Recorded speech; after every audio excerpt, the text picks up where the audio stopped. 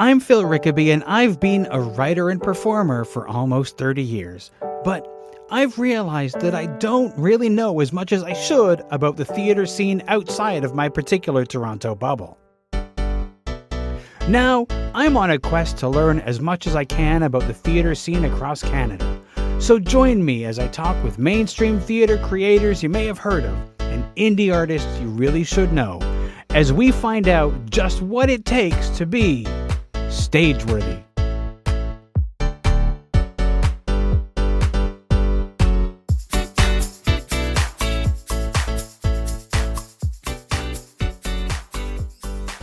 If you value the work that I do on Stageworthy, please consider leaving a donation either as a one-time thing or on a recurring monthly basis.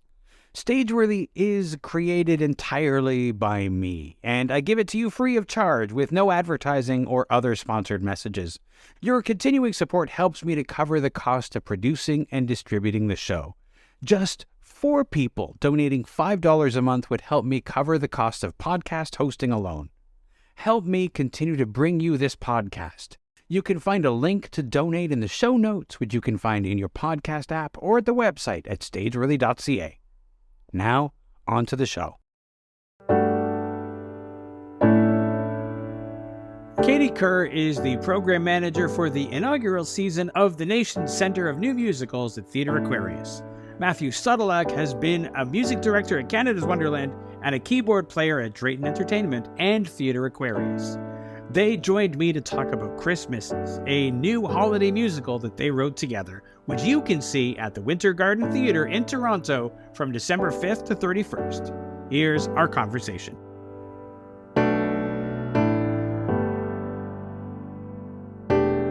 The show is Christmases.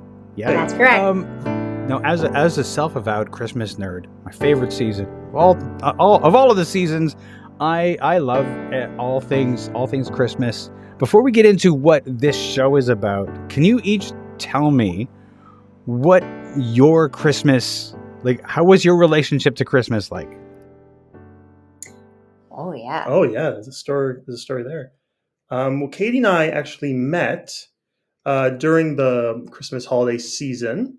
We were kind of ships passing in the night for a little while. We met first doing Elf the Musical, and it wasn't until the second time that we were doing it together. Katie was on stage playing Jovi, and I was in the band playing the keyboard. And it wasn't until the second time that we had done the show that we were, back-to-back years. Back-to-back years, thank you, yeah. That we were really able to, start our relationship. But it really was the background of us, becoming a couple. Yeah. And I think for both of us, Christmas, separate and apart from meeting, which kind of just is the cherry on top. Like Christmas has always been my favorite season across the board. It was always a really big event in my house. It still is. My mom is definitely the queen of stocking stuffers. Like those things defy gravity. They should not be able to hang. They're like the Rocket clown car that just like stuff just keeps coming out of them. So I definitely have a special place for Christmas in my heart, right from my childhood all the way to meeting Matt. Just so happened to be at Christmas. So it really is the most magical holiday in my experience. And Matt, let me guess, you hate the season, right? No, I love it.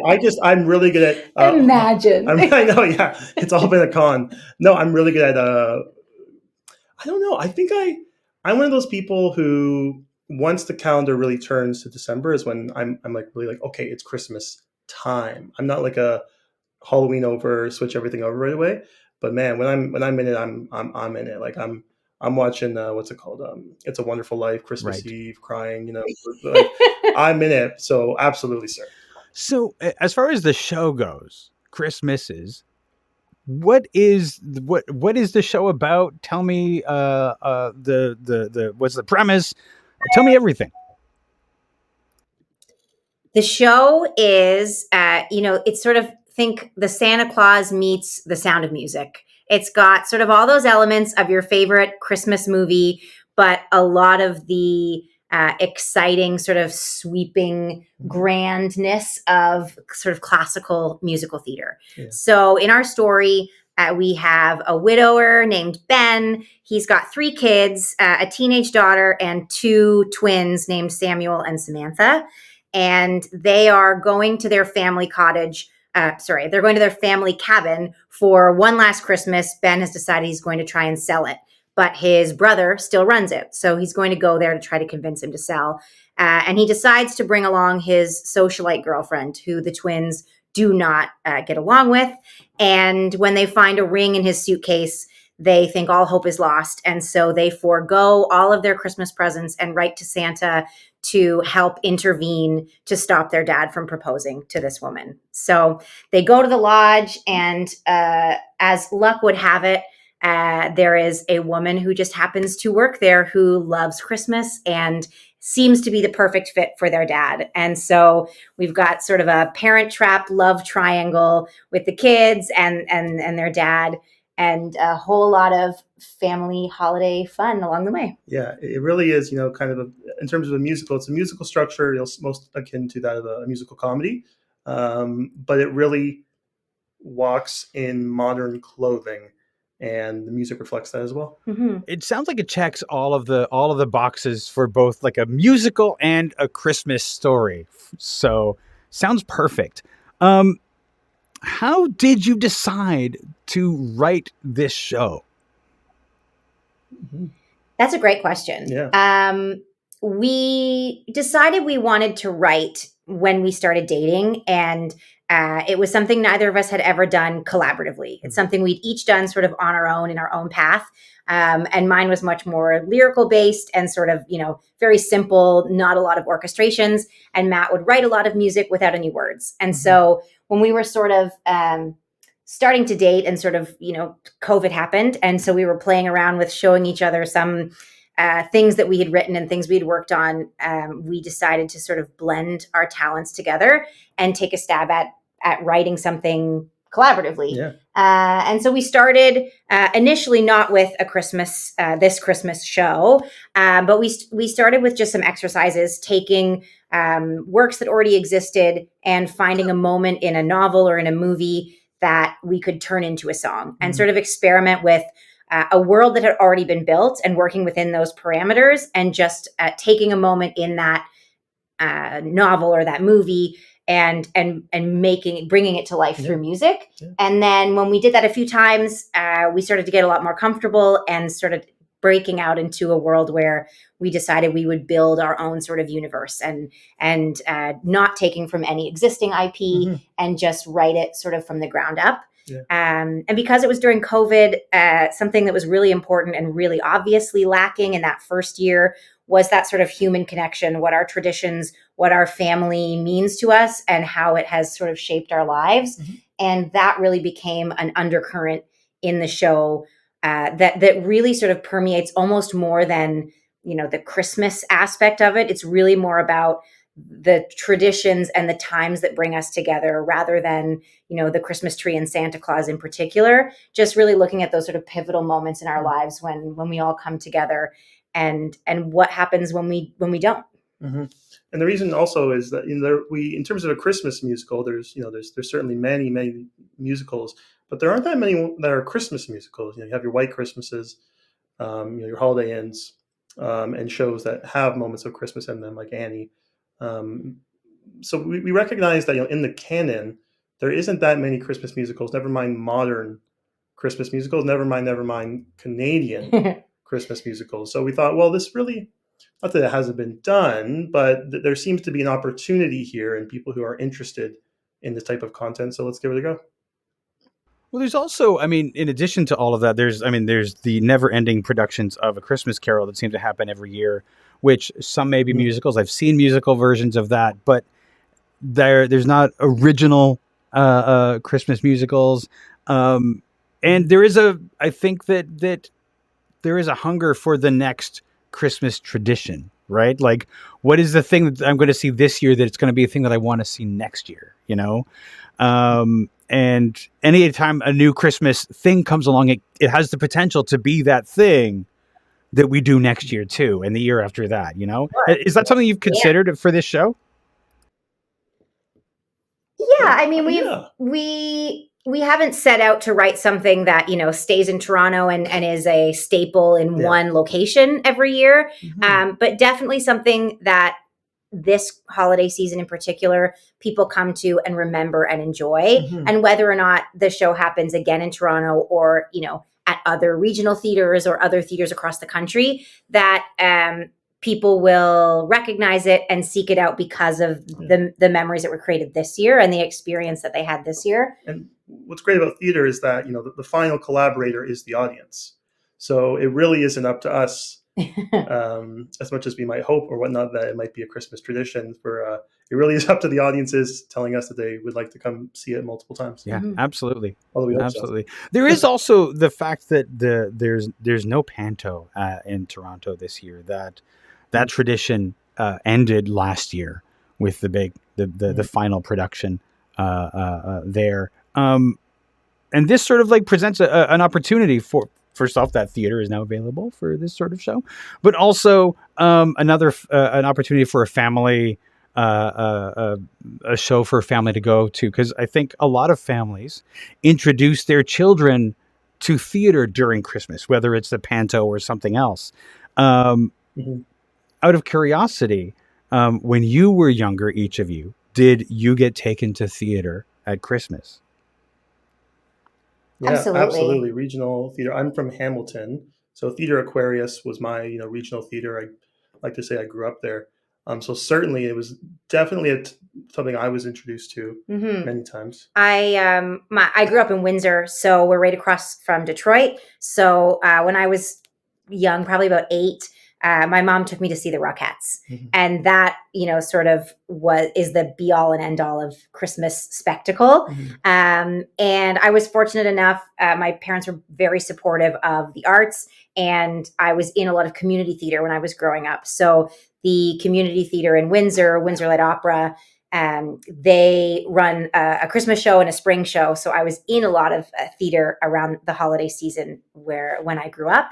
But also those sort of classic movie Christmas musicals are staples in our house for sure. Whether it's going to live theater or watching those movie musicals. Yeah, it's a tradition. Yeah. Right? Yeah. Speaking of those old classic movies, musicals or not, you mentioned that as you were starting to work on creating a musical, that you found moments in some of those old movies, those old stories, and created songs around them. What were you looking at that time? What were the shows or stories that you were looking at that sort of formed the early versions of songs that became a show like this? Sure. Yeah. We weren't looking specifically at Christmas when we started that experiment. No. The groundwork was really, we sat down and listed sort of 10 novels and 10 films that really had an impact on us as individuals, and tried to find the pieces that cross-referenced. If there was any books or movies that we had both seen or we had both, enjoyed that really resonated in a way that we felt could be useful in an exercise like this. So the major one we wrote a couple of songs for was Extremely Loud and Incredibly Close. I had read the novel in high school, and then we sat and watched the film again together, and sort of watched it and picked out moments as we were watching it that would make for really great musical storytelling. And theater too, right? Dramaturgically, which could be adapted in a way that was interesting and really taken the extra mile by music. Yeah. And that story in particular, it's very interesting. It jumps sort of perspective, and it deals with a grandfather who doesn't speak. And so we were also kind of looking at how creatively things like that could be presented on stage, and sort of multimedia use of storytelling outside of just music. So the North Star that really we pulled from that piece too was the theme of family, because as you said, he has a grandfather who there's communication, and a mother, they lost their father. Exactly. So that was kind of like, oh well, this theme of family is so ripe. There's so much to be gleaned, mined, extracted from it, and it's universal, right? Yeah, like it's totally. a very It's a very broad topic that becomes very granular and very personal for each person as they experience it. Everyone has a parent who you think though doesn't understand you. These are very relatable things. And then I think it was the holiday season was turning, and it just all kind of eclipsed in the right moment. Well, let's try and write a Christmas show about family. So you started to write this show, and it was during the pandemic that everything started to come together with this. And I know that you wrote the show in Matt's basement, in the basement of Matt's parents' house. And as far as like writing a show like this, writing a musical, before you even get to production, what does that look like? Is it just sitting in the basement in front of a piano and just banging out stuff? Yeah. The hardest thing I would say in writing a musical is finding an answer that stands up when you ask the question, does this need to be a musical? That's the hardest thing. That's the most important thing you have to be able to answer. And it's a very tricky thing to answer alone. Having collaborators helps. Yeah. Because you have to justify that this needs to be a musical, or you just have songs you like and you're trying to form them around some type of narrative structure.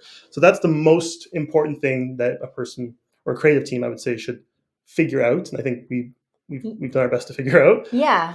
We sat down, definitely Matt at the piano and myself with a whiteboard, and sort of sketched a roadmap of the character's journey, rather than looking at where does the show as a whole go. Who's our main character? What is their journey? And how do they relate to the other characters that are involved? And where do they intersect? And so we really built it based around our characters, and then looked at pivotal moments where there's conflict, where someone has the upper hand, or where that sort of like rug is pulled out, and who it happens to and when, and how that structure in a 2-act musical sort of flows. What do you do right before the act break, and how do you end the show, and how do we get there in a way that's satisfying, that doesn't feel like fluff until the big moment. Yeah. And then also continue on what I said before too, that not only does this need to be a musical, or does now, you have to answer that question 20 times. Does this moment need to be a song? Right. So it's this constant game of does this make sense? Is it serving the plot? Is it serving the character? What's it telling to the audience? What is it not telling to the audience? It really is a game of collaboration. Musical theater writing and composition is all about collaboration, because it's such a beast. There's so many perspectives: audience perspective, characters perspective, composers, that you have to kind of talk things out. And it comes down to collaborators. And I'm lucky that mine is my roommate. Just your roommate? And my wife. Someone's in trouble. Now, you mentioned those important questions. What can this moment be a song? Should this moment be a song? That sort of thing. But the bigger question, does this need to be a musical? How do you find the answer to that question? Yeah, it is a long, laborious process. And usually, it sounds cliche, but the way you answer it is actually just by starting. Trying some song sketches, trying to, as you mentioned, Katie, mapping out the bones of the plot. And again, things will reveal itself to you about, oh, this isn't really working, or I'm forcing this, or I have to go back and rethink my structure. So it's just by doing, you will either succeed or fail, as with most things in life. But I would say that the more you do it, the more your instincts become attuned to what might be fertile ground. They'll cut you off earlier, or really tell you like, yes, there's room to explore here. Because really, when you look at music and dance, they are heightened versions of reality, heightened emotion. And so there are certain stories that just don't call for that. And you can tell when you see them that like, this didn't really need to be a song, or this one decision maybe didn't need to be 5 minutes. So it's really trying to catch characters in a moment of conflict or in a moment of discovery, and keeping the thoughts engaged and keeping the audience engaged to want to follow that thought process and that journey for each of those characters. There's a difference between a show and a concert. at that Yeah. point, right? What's the dramatic driving force? Yeah, that dramatic through line, of course, is one of the most important things to find. I imagine as you were creating this show that you wrote songs that you eventually had to say goodbye to. Are there songs that you really loved that you had to throw away? Yeah. Absolutely. From a production, it's interesting because for this we're wearing the hats of the creative team, but also the producers. So there's no producer saying we're not doing that because it's too expensive. We're having that conversation ourselves. So one really good example of that from our show was a song called "Take Care of Yourself," which was sung by our, I guess we call her a villain type character. She's not really a villain, no. She's just very opportunistic. In the way a Captain Hook might be opportunistic. Um, and she had a song called "Take Care of Yourself." Really fun number, kind of taking the cliche Instagram kind of, sometimes mindfulness, wellness quotes, and kind of flipping them on their head about what's the point between taking care of yourself could actually become selfishness, and how do we lie to ourselves about it. Mhm. The number took place in a spa, which involved the whole set, involved a whole bunch of props and special effects. Yeah, and we don't have an opportunity in a stage version to ever come back to that location. And when you're talking about building sets and costume pieces and everything, for something like film, which for a section of this journey when COVID was happening, film was the only industry that was doing any having any productions go through. So we sort of put our theatrical script on hold and looked at a more sort of conventional film script. And that song really serves a great purpose or has a really great life on camera, especially. But when it comes to the logistics of an onstage musical with set dressing and costumes and everything else, the more you can come back to the same location or avoid like a single location area, especially something that would be as complex as a spa with different treatment areas and different things happening, it's harder as a producer to justify the expense for a single scene. And so we also realized it was icing on a cookie for this character, who is, I think people will walk away with this character of Vicky as their favorite character. And she literally just had too much to do in the show. It was becoming her show, because I think it was probably the third song she had. And we're like, well, you know what? This is something we can afford to let go of. And really just kind of cover in dialogue and other things. It was more just a fun sort of transition, spa scene that works great on film, but not necessarily in the stage version. You mentioned the character sort of threatening to take over this show, which is often the problem with a really juicy character, right? Like, I think there's lots of shows that sort of have that character that you could just keep giving stuff to, but they're not actually the main character. And so you have, as much as it is fun to write them, it's not their show, and you have to sort of like hold yourself back. Was it difficult to hold yourself back with this character?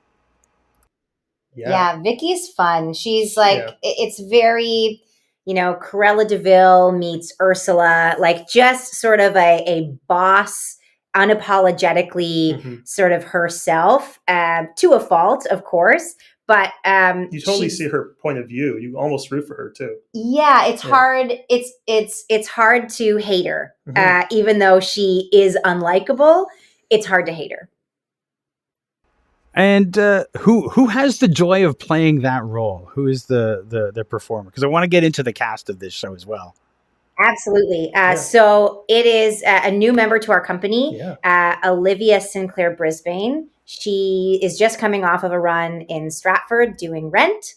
And we are so thrilled to have her. We did a short sort of like teaser trailer with her, and we can't wait to get in the room and really let her Vicky sort of unleash. She's a powerhouse and a rising star in the Canadian theater scene. Absolutely. Tell me about the rest of the cast that you've assembled for this show. Where our show is led in the role of Ben Chris by a gentleman named Liam Tobin, very accomplished Canadian musical theater performer who has made quite a wave on Broadway and across North America, leading the Book of Mormon national tour. He was also in Beautiful, the Carole King musical. Who else do we have? And alongside him playing Holly is Danielle Wade, who is a Canadian staple, winning the Dorothy Over the Rainbow show and going on to do The Wizard of Oz across Canada, and then starring in Mean Girls on Broadway. So our two leads are both Canadian, but have both had success on both sides of the border, and we're so lucky to have them leading this company. But on top of the two of them, we have just a plethora of incredibly talented people that it seems almost unfair. We've got 17 all Canadian cast members plus 2 swings and an extra set of kids. So it's a big company. Other names that would jump out that have been sort of in especially the Toronto theater scene: Cale Penny, AJ Bridell, Sarah Strange, Henry Firmston, Andrew Broderick. It really is an incredibly talented, well-rounded cast. And we also have the opportunity for 4 young people to make their sort of stage debuts alongside this incredibly accomplished company. A lot of them, I think some of the kids, they've done, kids chorus parts. Everybody starts somewhere. But I think for some of them, it is their chance to really step into a role, and not just a role that's, been done before, that they can, just kind of mimic those who've come before, that they actually get the chance to create from a young age, at 10 years old, to make a part their own, which doesn't happen to an actor very often at all. No, absolutely. In Canadian theater, we tend to take roles that have been created by somebody else. So it's a really rare opportunity to create a character and to be the first person to perform it. You mentioned being the producer. So you've written this show, you're producing the show. What does writing and producing a musical look like in Canada right now? Yeah. I mean, I would say that we've looked a lot at, I know you said in Canada, but we've looked a lot at who's done before, the Hal Princes, the Rogers and Hammerstein, that, they were producers of their shows, and they were also involved creatively. In Canada, there really does seem to be a hunger for new content. Actually, you could maybe speak to some of that. Yeah, there's a lot of really amazing programs, specifically in Ontario. The National Center for New Musicals at Theatre Aquarius is having its inaugural season this year, and I have the opportunity to be the program manager for that. So it's been really exciting to see the intake and the like you said, hunger for development and opportunities to look at and to continue to further the process of new works. Musical Stage Company has the Aubrey Dan Fund. There's lots of programs, not only in Ontario, but across the country that offer these opportunities, which are really beneficial because it is a long process and a financially cumbersome process to not only be able to find the time to write in your daily life outside of your regular work hours, which is something, obviously, being married and being in the same house definitely has its benefits. Sometimes there can be we can't talk about the show right now, but it also just it eliminates the need to say, do you have time? Can we talk? I have an idea. Scheduling meetings with partners that don't have quite the proximity that we do. But also the stage beyond yourselves, where you need to get it in other people's bodies and see it living outside of yourself. And that can be expensive if you don't, especially with a company. A lot of new works are very small companies for mostly financial reasons. And, that dictates what's made. Workshops and even, premieres and productions. The smaller your cast, the cheaper it is to do. So something like this show is definitely ambitious. And I think it can be daunting for new writers to step into the space without the support of some of those programs through theater companies or the government. There are grants, but it is definitely a long process, and a process that we have found our personal connections within the industry to be instrumental. Mhm. Being able to call up, some of these people and just ask them to have a look at the script, or if they're available to do a reading, or Mhm. even a Zoom call and look at some music and have a sing through it and see what they think. So being in the industry has definitely been a benefit to us. I would say, the gestational period of a musical to getting, a full-fledged production is at least 3 years. Mm-hmm. I think we're at about 3.5, technically. Um, and, that's just 3 years or so of making sure the script and score work. That's all well and good, but then after that, it has to actually materialize and translate onto stage in terms of, set, costume, props, lighting, pardon me, and sound. So, recognizing that we are new producers to this game, we knew that we had to assemble a production team around us who Had experience. had experience and, knew when to hold our hand when we needed it, or slap our wrist when we didn't know we were doing it in some specific realm. So we've been very blessed in terms of our collaborators who, not only is it a gig to them, they're also passionate about new theater, which, speaks back to that point. Yeah, there is a hunger for new content. I think particularly post-pandemic as well. Yeah. Yeah, I certainly feel that desire for new content and new Canadian theater. I think as we leave, as we get away from sitting in front of our televisions or computer screens for 3 odd years watching video, the experience of theater is something that is really desirable, and it's a perfect time to sort of people who maybe haven't been to the theater because they think it's one thing or another. It's a great time to get them in so they can actually realize what theater and that experience is. Yeah. Absolutely. And I think that was a goal too for us, with sort of the Hallmarkian tones of our piece, that it does offer that sort of comfort and nostalgia of being at home watching those films, and sort of uh, the the mathematical sort of nature of how those movies play out, and they're very comforting. You sort of know what's going to happen. And so taking that formula and making people feel like it's something they recognize, while offering them something that they don't get during that experience, which is the spectacle of live song and dance, but also that sort of more communal audience experience. Most of the Hallmark movie watchers are doing it by themselves or with just their immediate family. So it is an opportunity to have a similar experience, but on sort of a grander scale. Yeah, and like theater is kind of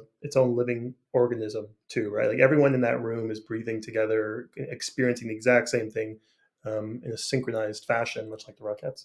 And something that only exists once, right? Yeah. Like it varies night to night. Where something like, your Hallmark movie, your Christmas movie is going to be the same thing every time. And while that is very comforting, there is something very magical about seeing and really feeling the energy of a live performance. Yeah, absolutely. It is the idea, the fact that the production, the experience that you had in the theater that night will be different from the experience that somebody had the night before, the night after, or at any other point is quite magical. Because something may happen that night that nobody else will ever see, and that's exciting too. You mentioned the fact that a lot of shows that get news, a lot of new shows especially, suffer from the need financially to have a small cast, and that is what keeps them small. And the financial aspect of that, and I do think that that's one of the reasons why we don't see, with a few notable exceptions, a lot of Canadian musicals that sort of like go on and sort of like reach a full production and go on. There's only Come From Away, The Drowsy Chaperone, or two that I think of off the top of my head, and really those may be the only ones that have. I remember when I was in theater school, everybody was talking about this new Canadian musical about Napoleon. And nobody could understand why it was a new Canadian musical about Napoleon. But that was the first time I heard about a Canadian musical. And then since then we've had some other ones. The challenge, though, of of having a larger cast is one that it's financial largely, right? And so, and I don't want to get crude and talk about like money, but like that that's a challenge, and so one that has to be surmounted. So how do you surmount that particular challenge? Absolutely. I think I'll say one thing we had going for us was that it's Christmas, and people's hearts and sometimes wallets will open when it comes to that particular holiday and time of the year. But we did have to go through a formal fundraising process that Katie and I led, and that meant talking to people, writing a business plan. What can we expect in terms of, not to get crude, returns. So it's not as easy as just picking up the phone and asking people for investment. We really had to draft up, what's the landscape? What's the landscape post COVID? How are other people doing? What is this business? What is the machine that drives theater? What are the levers? What are the marketing things you have to have in place? So it's just it's a formal business plan, and pitching in terms of the fundraising process, much like people in Silicon Valley might go through the same kind of process. Mm-hmm. And it really it can be difficult to interchange those hats, because you put your creative brain on, you spend all day writing, and you write to your heart's content, and then you end up with a number that happens in a spa that you can't afford. So it's hard to not have that sort of big bad producer saying, you can't do that. We have to police ourselves and go, we can't do that. So it's hard. You have to have a lot of self-control, and you really have to always play the game of what's the cost versus what's the gain. What does it do for the storytelling? What does it give to the audience? And so it's a balance for sure.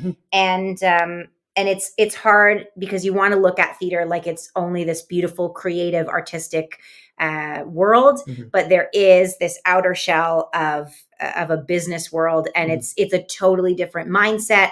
It's a totally different set of skills that I think is difficult, especially to do alone. But it's difficult because, you've either gone to business school or you've gone to theater school, and you might not necessarily have all of those tools within your arsenal to be able to tackle those things yourself. And if you don't, then you run into, you pay someone to do it. And then it just sort of balloons from there. So something that we have found really beneficial is that within our team, within ourselves, we have these sort of extraneous skills that other teams may need to pay for. Matt has a background in digital marketing, so he acts as our digital marketing manager. So something that is definitely instrumental in a new show, getting it, to market and getting it on social media, and really getting it into people's homes.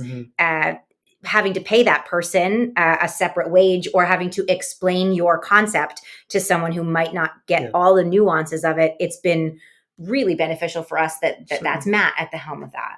Yeah. And I would say, 50% of your time should be devoted to marketing. And I don't mean to, I don't think I'm exaggerating when I say that. Our marketing team has been working 5 months now. They started in July. Started in July for a show in December. And our designers have been working maybe a month or two now, and the cast will start when we start rehearsals.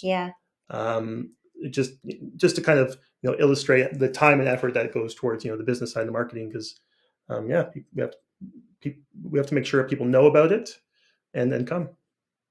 You mentioned that conflict between the artist and the business, and I think a lot of times, a lot of artists have this visceral reluctance to consider the business aspect.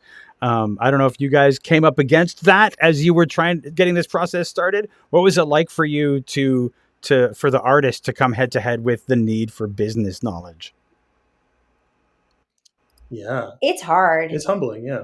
It's definitely, it's easier when there's two of you. Very rarely do we both find ourselves in the same exact headspace. And so we're able to have conversation and discuss sort of how to find a resolution.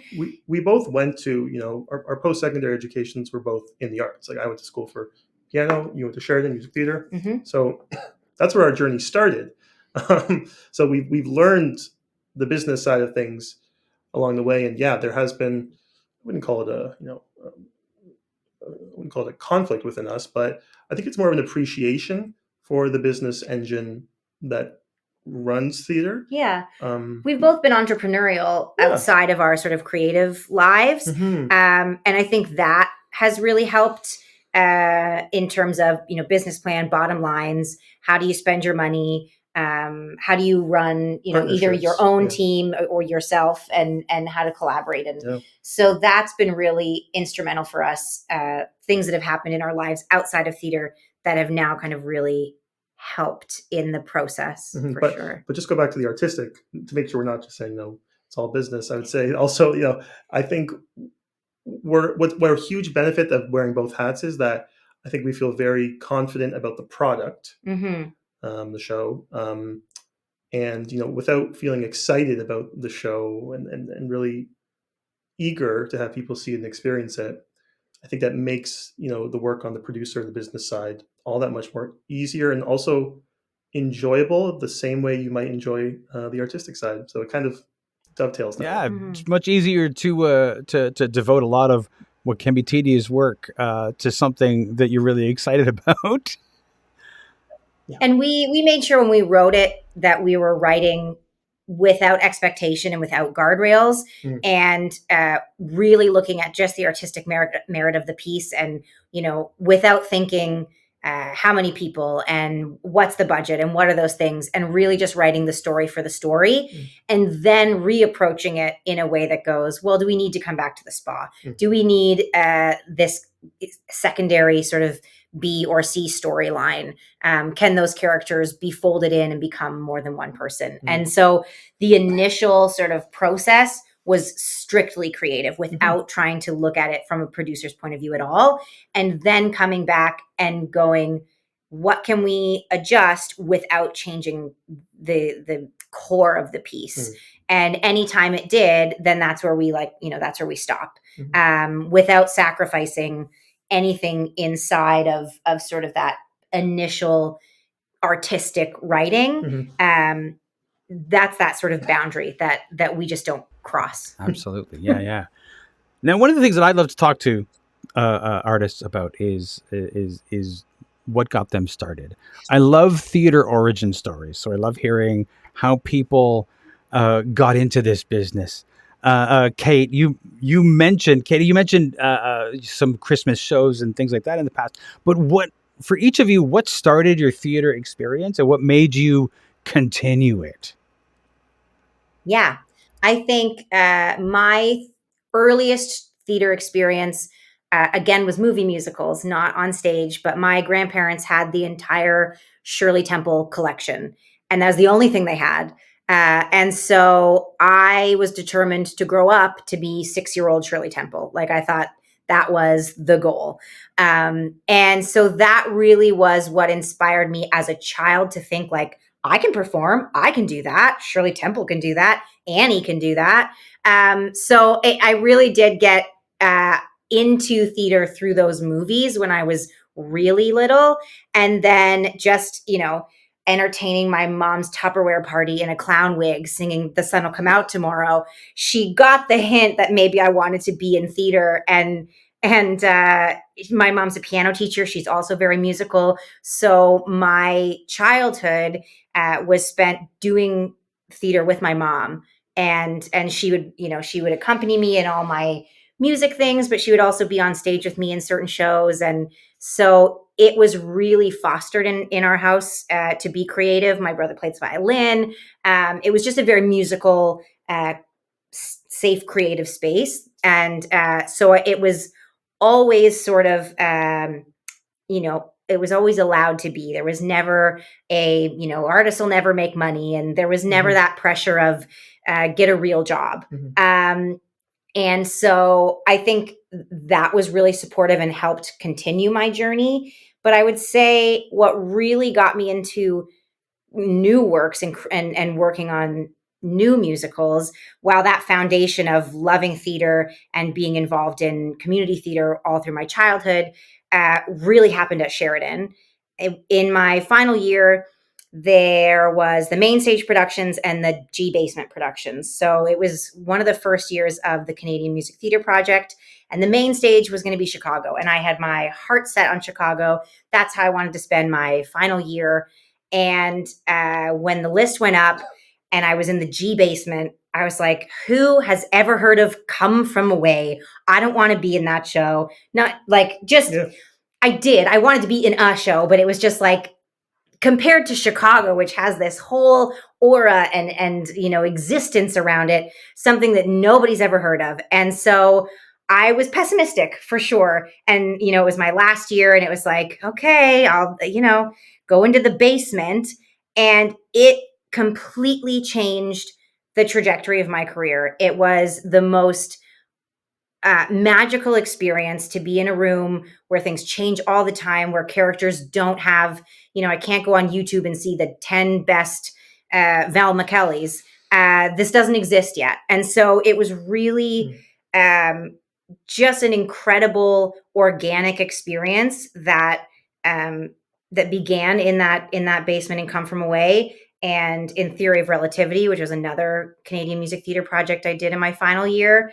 And like, as cliche as it is, really amazing things can happen in the basement, Whoa, that's good. That just come to you? Yeah. That was really Wow. good. Thank you. Nice. Wow. I'll say my musical origin is interesting. I was that kid who did not want to practice the piano.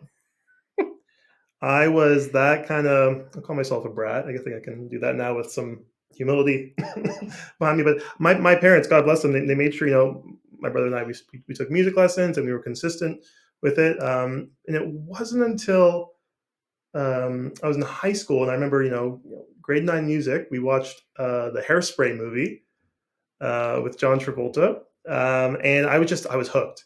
I couldn't believe it was something that hooked me so much. And just the layering of the story. Hairspray is a fun show. The story and the songs, everything just kind of coming together. That choreography of all those elements coming together just set something off in me, and then that was it. I was hooked from there. Dove into Wicked and fell in love with the music of Stephen Sondheim, and then decided devote my life to music. Went and studied music, and that was it. And how did because some people go to music, they join music and they'll like join an orchestra, or they will, they'll join a band or something like that. But musical theater for a musician tends to be a very anonymous experience. Is that what, were you drawn to the anonymous experience of being a musician, or how did you decide that, or how did you find that being in like bands for musicals was part of your career trajectory? Well, yeah, awesome question. I really just appreciate the art form in the way that musical theater music changed character moment to moment in a way that was different than pop music did, but in a way that was a little bit more explicit on the surface than orchestral, what we call classical music did. I was really lucky. I went to Mohawk College and did my diploma of music there. But while I was there, I was kind of moonlighting as the music director over at McMaster University. Production. It was a student production. I was able to do a student production at another university at the time of Fiddler on the Roof, and that was my very first show I'd ever music directed.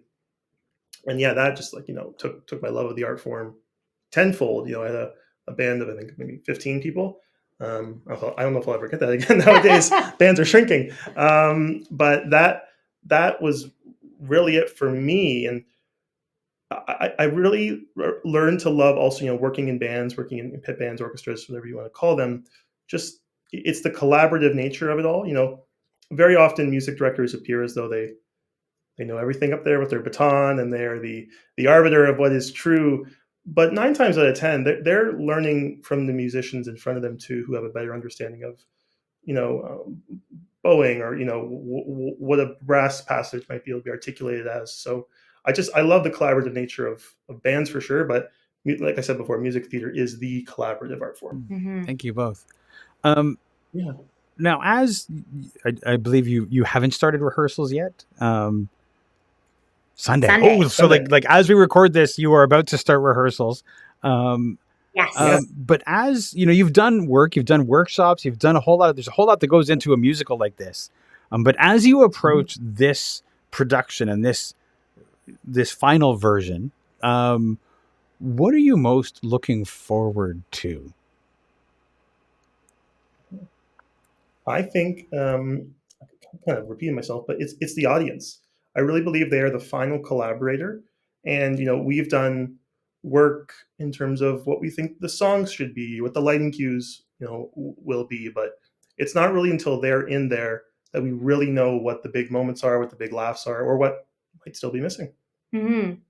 Yeah, I would say the same. I know, from my own experience, how magical being, having an experience as a gift, especially in live theater, what that means, and sort of how that has imprinted on my experience as an artist who, many moons ago was a child in an audience very similar to that. And so to just see that sort of, to see the show land on families. It is a multi-generational show. We have, adult relationships, we have teenage relationships, we have, 8-year-old relationships, and how they all sort of intersect with each other, and that none is really, invalid, and that there's experiences across the board. And I think seeing multi-generational families absorbing the show and letting the show hit them in different ways, and creating this sort of bonding experience as a unit. I'm excited for that, for sure. Yeah, that's incredible. Well, Matt, Katie, thank you so much for joining me. I can't wait to see this show. And I hope that everybody else who might be listening or watching also can't wait to see it. Thank you so much. Thank you so much. We had such a blast. And thank you for having us. We can't wait to see you there. This has been an episode of Stageworthy. Stageworthy is produced, hosted, and edited by Phil Rickaby. That's me. If you enjoyed this podcast and you listen on Apple Podcasts or Spotify, you can leave a 5-star rating. And if you listen on Apple Podcasts, you can also leave a review. Those reviews and ratings help new people find the show. If you want to keep up with what's going on with Stageworthy and my other projects, you can subscribe to my newsletter by going to philrickaby.com/subscribe. And remember, if you want to leave a tip, you'll find a link to the virtual tip jar in the show notes or on the website. You can find Stageworthy on Twitter and Instagram at StageworthyPod, and you can find the website with the complete archive of all episodes at stageworthy.ca. If you want to find me, you can find me on Twitter and Instagram at Phil Rickaby, and as I mentioned, my website is philrickaby.com. See you next week for another episode of Stageworthy.